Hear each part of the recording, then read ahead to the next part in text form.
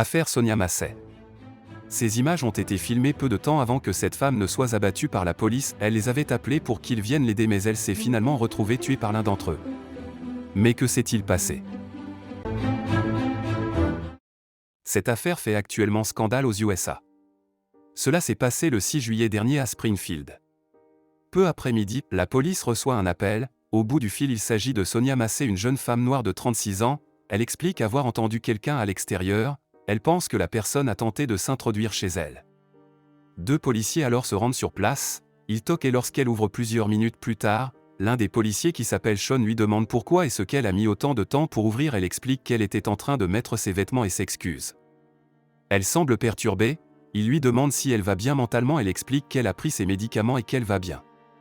Les policiers rentrent chez elle et c'est alors qu'ils lui demandent ses papiers d'identité.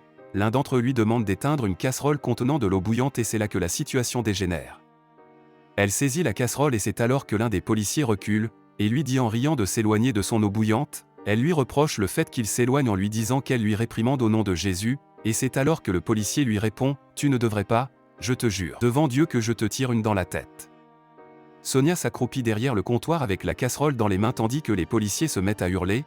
Lâche cette casserole et c'est alors que Sean lui tire dessus à 3 reprises. Il indique qu'il voulait pas se prendre de l'eau bouillante dans le visage. Le deuxième policier lui répond qu'il va chercher son kit. Sean répond que ça ne sert à rien car elle est morte. Sean a été inculpé pour homicide volontaire. L'enquête de la police fédérale a déterminé que le policier n'avait pas besoin de tirer sur cette jeune femme, d'autres solutions étaient envisageables.